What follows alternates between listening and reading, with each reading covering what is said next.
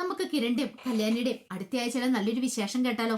അതിനു മുമ്പായിട്ട് ആദ്യമായി കാണുന്നവരുണ്ടെങ്കിൽ ചാനൽ ഇഷ്ടപ്പെട്ട ഒന്ന് സബ്സ്ക്രൈബ് ചെയ്യാൻ മറക്കരുത്. വീഡിയോ ഇഷ്ടപ്പെടുവാണെങ്കിൽ ലൈക്ക് ചെയ്യാനും നിങ്ങളുടെ വിലയേറിയ അഭിപ്രായങ്ങളൊക്കെ രേഖപ്പെടുത്താനും മറക്കരുത് കേട്ടോ.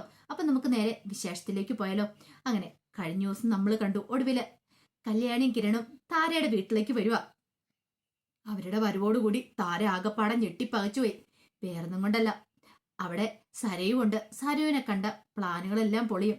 സരു ഇവിടെ ഉണ്ടെന്ന് ആരും അറിയരുത് എന്നൊരു ചിന്തയായിരുന്നു താരയുടെ മനസ്സിൽ. അത് സരയുമാണ് പറഞ്ഞ് ആരോടും തൽക്കാലത്തേക്ക് പറയണ്ടെന്ന്. പോരാത്തതിന് താര പോയി കൺമണി മോളെയും കൂടെ കൊണ്ടുവന്നായിരുന്നു. അപ്പൊ കൺമണി മോളെ ഇങ്ങോട്ടേക്ക് താര എടുത്തോണ്ട് വന്നു കഴിഞ്ഞപ്പം എന്തോ ഒരു സംശയമൊക്കെ കിരണിന്റെ കല്യാണിന്റെ മനസ്സിൽ തോന്നി. താരന്റെ വീട്ടിൽ പോയി തനിച്ചിരിക്കുന്നു, മോളെ അങ്ങോട്ടേക്ക് കൊണ്ടുവന്നു, എന്താ ഏതാന്നൊക്കെ അറിയണമല്ലോ. അത് കരുതിയിട്ടാണ് അവർ രണ്ടുപേരും കൂടെ അങ്ങോട്ടേക്ക് വരുന്നത്. പിന്നീട് മോള് കരയുന്ന കേട്ടപ്പോ കല്യാണി മോളത്തെ മുറിയിലേക്ക് കയറി പോവാ. ഈ സമയത്ത് താരയ്ക്ക് ഒരു നെഞ്ചുപിടപ്പുണ്ടായി. ദൈവമേ, ഇനിയിപ്പാനും തന്റെ കള്ളത്തരം പിടിക്കപ്പെടുവോ എന്നൊരു ചിന്ത മനസ്സിലേക്ക് വരിക. അങ്ങനെ കല്യാണി മോളത്തെ മുറിയിലേക്ക് വന്ന് കഥ തുറന്ന് അകത്ത് കയറുമ്പോ താരമോള് അവിടെ ഇങ്ങനെ കട്ടില കിടക്കുന്നുണ്ട്. നോക്കിയപ്പോ ആരുമില്ല.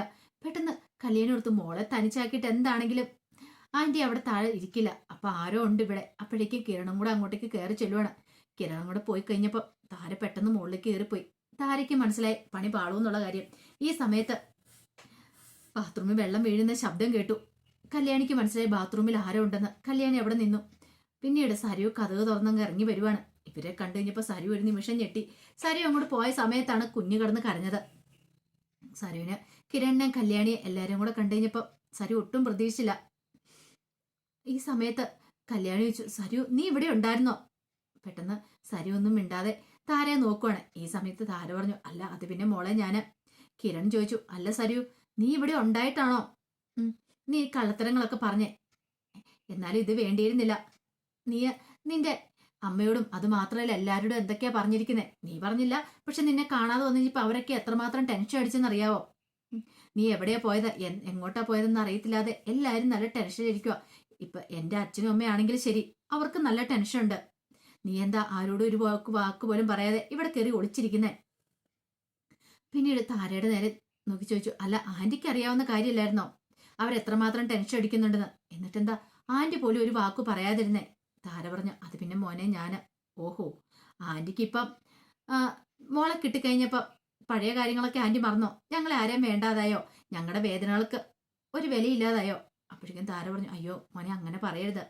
കല്യാണി മോള് പറഞ്ഞോണ്ടാ ഞാൻ ആരോടും പറയാതിരുന്നേ. കല്യാണി മോളല്ല, എന്റെ മോള് സരയു പറഞ്ഞോണ്ടാ ഞാൻ ആരോടും പറയാതിരുന്നേ. അത് കേട്ടപ്പോ കല്യാണി പറഞ്ഞു, എന്നാലും ആന്റിക്ക് ഒരു വാക്ക് പറയായിരുന്നു. എല്ലാരും ഭയങ്കരമായിട്ട് ടെൻഷൻ അടിക്കുമല്ലേ? ഈ സമയത്ത് ആന്റി ഇങ്ങനെ ഒരിക്കലും ചെയ്യാൻ പാടില്ലായിരുന്നു. സരയു പറഞ്ഞു, അമ്മയെ ആരും കുറ്റപ്പെടുത്തണ്ട, ഞാനാണ് അമ്മയോട് പറഞ്ഞത് ആരോടും പറയണ്ടെന്ന്, ഞാനിവിടെ ഉണ്ടെന്ന്. കിരൺ ചോദിച്ചു, നീ എന്തിനാ അങ്ങനെ പറഞ്ഞേ? അങ്ങനെ പറയേണ്ട കാര്യം എന്താ? അത് പിന്നെ ഞാനിവിടെ ഉണ്ടെന്നറിഞ്ഞാല് എന്റെ വളർത്തമ്മ ഇങ്ങോട്ടേക്ക് വരും. ശരി, പക്ഷേങ്കില് എനിക്ക് എന്റെ പെറ്റമ്മയോട് കൂടെ കുറച്ച് ദിവസം നിൽക്കണം തോന്നി. എന്റെ അമ്മയ്ക്ക് ഞാൻ ഇതിനായിട്ട് ഒരിക്കലും സ്നേഹം കൊടുത്തിട്ടില്ല. ഒരു മോള് കൊടുക്കുന്ന സ്നേഹം ഞാൻ കൊടുത്തിട്ടില്ല. അപ്പൊ ആ സ്നേഹം കൊടുക്കാൻ വേണ്ടി മാത്രമാണ് ഞാൻ ഇവിടെ ഒളിച്ച് താമസിക്കുന്നേ. എന്റെ അമ്മയുടെ മകളായിട്ട് കുറച്ച് നാളെങ്കിലും എനിക്കിവിടെ കഴിയണം തോന്നി. ഞാൻ ചെയ്ത തെറ്റാണെങ്കിൽ എന്നോട് പൊറുക്കണം. അത് കേട്ടപ്പോൾ കല്യാണിക്കും കിരണും ഒക്കെ ഭയങ്കര വിഷമമായിപ്പോയി. കിരൺ കുഞ്ഞിനെ എടുത്തായിരുന്നു. കൺമണിമോള് കരയുവാണ്. അപ്പോഴേക്കും സരിയും മോൾക്ക് വേണ്ടി കൈ നീട്ടിക്കഴിഞ്ഞപ്പോ കിരണ കുഞ്ഞിനെ അങ്ങോട്ട് കൊടുത്തു. ആ സമയത്ത് കല്യാണി പറഞ്ഞു, എന്നാലും താരാന്റിക്കെങ്കിലും ഒരു വാക്ക് പറയായിരുന്നല്ലോ ഞങ്ങളോട്. ഞങ്ങൾ ഇത്ര ടെൻഷൻ അടിച്ച് നടക്കുവോ? പോലീസുകാർ അവരുടെ രീതിയിൽ അന്വേഷണം നടത്തുന്നുണ്ട്. അത് മാത്രമല്ല ഓരോരുത്തരും, അച്ഛനാണെങ്കിലും അതെ, അച്ഛൻ്റെതായ രീതിക്ക് അന്വേഷണം നടത്തുന്നുണ്ട്. എന്നിട്ടാണ് ഇവിടെ ഇങ്ങനെ താമസിപ്പിച്ചുകൊണ്ടിരുന്നത്. ഒരു വാക്ക് പറയായിരുന്നല്ലോ. അത് കേട്ടപ്പോ താര പറഞ്ഞു, പറയാൻ തോന്നിയില്ല മോളെ. മോൾ എന്നോട് അങ്ങനെ പറയില്ലെന്ന് പറഞ്ഞു കഴിഞ്ഞപ്പം എനിക്ക് വേറൊരു ഓപ്ഷൻ ഇല്ലായിരുന്നു. അതുകൊണ്ടാണ് ഞാൻ പറയാതിരുന്നേ. ആ സമയം കിരൺ പറഞ്ഞു, അക്ക ആദ്യമേ സംശയം തോന്നിയ കാര്യം ഇത്. താരാന്റെ അല്ലെങ്കിൽ ഒരിക്കലും ഇങ്ങനെ മാറി വന്ന് തനിച്ച് നിൽക്കുന്നല്ലോ. കൊച്ചുമോളെ കാണുമ്പോൾ അവിടെ ഒന്ന് നിൽക്കേണ്ടതല്ലേ? എന്നിട്ടും താരാന്റെ അവിടെ നിൽക്കാതെ ഇങ്ങോട്ടേക്ക് പോന്നു കഴിഞ്ഞപ്പോൾ ഞങ്ങൾക്ക് നല്ല സംശയവും കാര്യങ്ങളും ഉണ്ടായിരുന്നു. അതുകൊണ്ടാണ് ഞങ്ങൾ ഇപ്പോഴും ഇങ്ങോട്ടേക്ക് വന്നേ. സരയെ പറഞ്ഞു, എന്നോട് ക്ഷമിക്കണം. ഇനിയിപ്പോൾ ക്ഷമിക്കേണ്ട കാര്യമൊന്നുമില്ല. അല്ല, നിങ്ങൾ മോളെ കൂട്ടിക്കൊണ്ടു പോകാൻ വന്നായിരിക്കില്ലേ? ഞാൻ മോളെ തന്നു വിട്ടേക്കാം. അപ്പോഴേക്കും കല്യാണി പറഞ്ഞേ, വേണ്ട, അതിന്റെ ആവശ്യമില്ല. മോള് നിന്നോടൊപ്പം നിന്നോട്ടെ സരയൂ. അതേ ഉള്ളൂ. ഇനിയിപ്പം ഞങ്ങൾ മോളെ കൊണ്ടുപോയി അവിടെ ഏൽപ്പിക്കണമൊന്നുമില്ല. അതിന്റെ ആവശ്യമൊന്നുമില്ല. അവളിവിടെ നിൽക്കട്ടെ. അല്ലെങ്കിലും താരാന്റിയോടും നിന്നോടും ഒപ്പമാണ് കുഞ്ഞ് ജീവിക്കേണ്ടത്, അല്ലാതെ അവിടെയല്ല. ഇനിയിപ്പം അച്ഛനും അമ്മയും നോക്കേണ്ട കാര്യമില്ല, അല്ലെങ്കിൽ ശാരിയാൻ്റെ നോക്കേണ്ട കാര്യമില്ല. കുഞ്ഞിന്റെ ശരിക്കുള്ള അമ്മയ്ക്കില്ല ഇവിടെയുള്ളേ, പിന്നെന്തിനാ കുഞ്ഞിനെ അങ്ങോട്ടേക്ക് മാറ്റുന്നേ? കല്യാണിക്കറിയാം കുഞ്ഞിവിടെ ഉണ്ടെങ്കിൽ ഒരുപക്ഷെ സരുവിന്റെ മനസ്സിൽ കുറച്ചൊരു മാറ്റം ഉണ്ടാവും. മനോഹറിനുള്ള ദേഷ്യമൊക്കെ കുറച്ചൊന്ന് കുറയും. കുഞ്ഞിന്റെ മുഖം കണ്ടു കഴിഞ്ഞപ്പോൾ ഒരു ആശ്വാസമാവുമല്ലോ. അല്ല തനിച്ചിരിക്കുമ്പോൾ ഓരോന്നോരോന്ന് ഇങ്ങനെ ചിന്തിച്ച് കാട് കയറി അത് അതിനേക്കാളും വലിയ പ്രശ്നമാക്കും. അതുകൊണ്ട് കുഞ്ഞിവിടെ നിൽക്കുന്നത് നല്ലതെന്ന്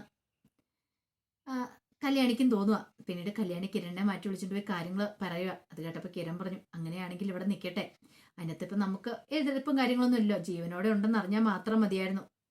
പിന്നീട് അങ്ങനെ അവർ യാത്ര പറഞ്ഞ് പോവുക. പോകുന്നതിന് മുമ്പ് കല്യാണമായിട്ട് സരിയ പറഞ്ഞു, എനിക്ക് എൻ്റെ അമ്മയുടെ വിഷമം അറിയാം, പക്ഷെ അമ്മയെ ഒന്ന് പറഞ്ഞ് സമാധാനിപ്പിക്കണം. അമ്മയ്ക്ക് എന്നെയോ മോളെ കാണാതിരിക്കാൻ പറ്റില്ല. പിന്നെ എൻ്റെ പെറ്റമ്മയുടെ വേദന എന്താണെന്ന് എനിക്ക് മനസ്സിലാക്കാതിരിക്കാൻ പറ്റാത്തതുകൊണ്ടാണ് ഞാനിവിടെ ആരോടും ഒരു വാക്ക് പോലും പറയാതെ ഞാൻ ഇവിടെ തന്നെ നിന്ന് കളഞ്ഞ്. കല്യാണി പറഞ്ഞു, ഇനിയിപ്പോൾ അതിനെക്കുറിച്ചൊന്നും സരിയോ വിഷമിക്കണ്ട, ധൈര്യമായിട്ടിരിക്കുക എന്ന് പറഞ്ഞ കല്യാണിയും കിരണും കൂടെ പോന്നേ. പിന്നീട് എന്ത് ചെയ്യാ, കല്യാണിയും കിരണും കൂടെ നേരെ ചെല്ലുന്നേ ചന്ദ്രസേൻ്റെയും രൂപയുടെയൊക്കെ അടുത്തേക്കാ. അവിടെ ചെന്ന് രൂപയുടെ അവരുടെ കാര്യം പറയുമ്പോൾ ഭയങ്കര സങ്കടമായിപ്പോയി ശാരിക്ക്. ശാരി ഇത്രയ്ക്ക് പ്രതീക്ഷിച്ചിട്ടുണ്ടായിരുന്നില്ല തൻ്റെ മോൾ ഇങ്ങനെ ഒരു ചതി ചെയ്യും, തന്നെ വേണ്ടാന്ന് വെച്ചിട്ട് അവളുടെ പെറ്റമ്മയുടെ കൂടെ പോകുന്നു. രൂപ പറഞ്ഞു, ഇത്രയും കാലം കാത്തിരുന്നല്ലേ താര, ഒന്ന് ഓർത്തു വയ്ക്കേ, സ്വന്തം ചോരക്കുഞ്ഞിനെ മറ്റൊരാൾ എടുത്തോണ്ട് പോയി കൈമാറുക എന്ന് പറഞ്ഞപ്പോൾ അന്ന് മുതൽ അനുഭവിച്ച വേദന എന്താന്ന് അമ്മ. ശാരി, നീ ഇത്രയും ദിവസങ്ങളായിട്ടല്ല ഇങ്ങനെ വിഷമിക്കുന്നുള്ളൂ, പക്ഷേങ്കില് താരയുടെ കാര്യം ഒന്ന് ഓർത്തു നോക്കിയേ, അവൾ എത്രയോ കാലങ്ങളായിട്ട് വേദനിക്കുന്നേ. സ്വന്തം കൊച്ചിനും ഒരു മോക്ക് കാണാൻ വേണ്ടിയിട്ട് എത്ര വട്ടം നിന്റെ വീടിന്റെ പടിക്കലെത്തിയിട്ടുണ്ട്. അന്നൊക്കെ നീ ആട്ടി ഇറക്കിയിട്ടുള്ളൂ, പക്ഷെ അതിനൊക്കെയുള്ള കൂലി ദൈവം തമ്പുരാൻ തരായിരിക്കുവോ? അപ്പോഴേക്കും ശാരി പറഞ്ഞു, എനിക്ക് ചില അബദ്ധങ്ങളൊക്കെ പറ്റിയിട്ടുണ്ട് രൂപേ, ഇനി നീ അതൊന്നും മനസ്സിൽ വെച്ചോണ്ടിരിക്കില്ല. ഞാൻ അതൊന്നും മനസ്സിൽ വെച്ചോണ്ടിരിക്കുന്നില്ല, അല്ലെങ്കിൽ ഞാനതൊക്കെ മനസ്സിൽ വെച്ചോണ്ടിരുന്നിട്ട് എന്ത് കാണിക്കണം എന്നൊക്കെ പറയാണ്. പിന്നീട് ചന്ദ്രസേനൻ രൂപയെ ശാരിയോട് പറഞ്ഞു, ഇനിയെങ്കിലും നേരാമണ്ണം ജീവിക്കാൻ നോക്ക്. ഇപ്പൊ കണ്ടില്ലേ, മോൾക്ക് ഇപ്പോഴാണ് പതുക്കെ ബുദ്ധിയും വിവേകവും ഒക്കെ ഉണ്ടായത്. അവൾക്ക് നല്ല ബുദ്ധി കൊടുക്കണമെന്ന് ഈശ്വരനോട് കനിഞ്ഞ് അപേക്ഷിക്കുകയോ ചെയ്യണ്ടേ? അല്ലെങ്കിലോ പിന്നെ എന്താ സംഭവിക്കാൻ പോകുന്നത്? മനോഹർ ജയിലിലേക്ക് പോയില്ലായിരുന്നെങ്കിൽ നിങ്ങളുടെ മോളുണ്ടല്ലോ, നിങ്ങളുടെ മോളെന്ന് പറയാൻ പറ്റില്ലല്ലേ, അവള് അകത്ത് പോയി കിടന്നേന, അവള് കൊലക്കുറ്റത്തിന് അകത്ത് പോയി കിടന്നേന, അതെന്തായാലും ഭാഗ്യമായില്ലേ എന്നൊക്കെ പറഞ്ഞു. അതിനുശേഷം ചന്ദ്രസേന അങ്ങോട്ട് കയറിപ്പോവാണ്. ആ സമയത്ത് ശാരിക്ക് സങ്കടം സഹിക്കാൻ പറ്റിയില്ല. രൂപയ്ക്കൊരു സമാധാനമുള്ളേ, ഇനിയിപ്പോൾ പേടിക്കേണ്ട കാര്യമില്ല, താരയുടെ സരുവിന്റെ അടുത്താണല്ലോ മോള്, അതുകൊണ്ട് അവിടെ നല്ല പൊന്നുപോലെ നോക്കിയോളും മോളെ. ആ സമയത്ത് ജയിലിൽ ചാടാനുള്ള എല്ലാ തന്ത്രങ്ങളും ബയറ്റ് വെച്ചേക്കുമായിരുന്നു ഗംഗാപ്രസാദ്. ഇനിയിപ്പം അധികം ദിവസമില്ല, കമ്പിയൊക്കെ തുരുമ്പിച്ചു തുടങ്ങി, എത്രയും പെട്ടെന്ന് തന്നെ ജയിലിൽ ചാടണം, എങ്കിലോ തനിക്കൊരു പിടിച്ചെലുപ്പുണ്ടാവുള്ളൂ. അപ്പൊ വേണ്ട നിർദ്ദേശങ്ങളൊക്കെ ഇടയ്ക്കിടയ്ക്ക് സ്റ്റെഫി വന്ന് കൊടുത്തുകൊണ്ടിരുന്നു, എങ്ങനെ എന്താ ചെയ്യേണ്ടതെന്നൊക്കെ. അതനുസരിച്ചുള്ള കാര്യങ്ങളൊക്കെ ആയിരുന്നു ഗംഗാപ്രസാദ് ചെയ്തുകൊണ്ടിരുന്നത്. കാരണം ഗംഗാപ്രസാദിനോട് പറഞ്ഞിട്ടുണ്ട് അധിക ദിവസം ഇനി നിൽക്കാൻ പറ്റില്ല, അതിന് മുമ്പ് തന്നെ പുറത്തിയാടണം. അപ്പൊ അതിനുവേണ്ടി കോപ്പ് കൂട്ടിക്കൊണ്ടിരിക്കുക ഗംഗാപ്രസാദ്. എങ്ങനെയും പുറത്തിയാടിയത് മാത്രമേ കല്യാണിയും കിരണൊക്കെ ഇല്ലാതാക്കാൻ പറ്റുള്ളൂ. നമ്പർ 1 ശത്രു അവളാണ് കാർത്തിക. കാർത്തികയും കല്യാണിയും ആദ്യം തീർക്കണം, എന്നിട്ട് ബാക്കി കാര്യം. അങ്ങനെ ഒരവസരം ഒത്തു വന്നപ്പോൾ അവൻ ജയിലിൽ ചാടുവാണ്. ആ സമയം ദീപയോ കല്യാണിയോ അവരൊന്നും ഈ കാര്യങ്ങളൊന്നും അറിഞ്ഞിട്ടുണ്ടായിരുന്നില്ല. ജയിലിൽ ചാടിയ കാര്യങ്ങളും അതിനെക്കുറിച്ചുള്ള കാര്യങ്ങളും ചിന്തിക്കുന്ന പോലും ഇല്ലായിരുന്നു. കാരണം ജയിലിലാകുമ്പോൾ ഗംഗാപ്രസാദിന് നോക്കാനായിട്ട് അല്ലെങ്കിൽ സെക്യൂരിറ്റിക്കാരൊക്കെ ഉണ്ടല്ലോ, അപ്പൊ അവരുടെ കണ്ണു പിടിച്ച് രക്ഷയോടെ അത്ര എളുപ്പമല്ല. അതുകൊണ്ട് ആ ഒരു ചിന്തയായിരുന്നു ഇവരുടെ മനസ്സിലുണ്ടായിരുന്നേ. അങ്ങനെ അവർ രണ്ടുപേരും കൂടെ സിറ്റോട് സംസാരിച്ചുകൊണ്ടിരിക്കുന്ന സമയത്താണ് മുഖമൊക്കെ മൂടിയ ഒരാളെ അങ്ങോട്ടേക്ക് ബൈക്കിന് പറന്നെത്തുന്നേ. ആ കാഴ്ച കണ്ടപ്പോ കല്യാണിയും ദീപി ഒന്ന് ഞെട്ടിപ്പോയി. ഈ സമയത്ത് ചന്ദ്രസേനന് ചില അറിവുകളൊക്കെ കിട്ടിയിട്ടുണ്ടായിരുന്നു. കല്യാണിക്ക് വധഭീഷണിയുണ്ട്, കല്യാണിക്ക് എപ്പോഴേ നിമിഷം വേണമല്ലോ എന്ത് വേണമല്ലോ സംഭവിക്കാം, അതുകൊണ്ട് കല്യാണിന്റെ മേലൊരു നോട്ടം വേണമെന്നുള്ളത്. അത് കേട്ടപ്പം ചന്ദ്രസേനൻ ആദ്യം വിചാരിച്ച് ഇനിയിപ്പം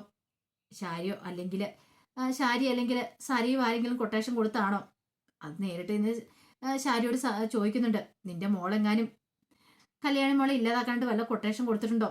അവളെ ഇത്ര നാളും പ്രൊട്ടക്ട് ചെയ്തുകൊണ്ടിരുന്ന കല്യാണി, എന്നിട്ട് പറയാൻ പറ്റില്ല, നിന്റെ മോളായതുകൊണ്ട് ഇതും ചിലപ്പോൾ ഇതിലപ്പുറം ചെയ്തിരിക്കും.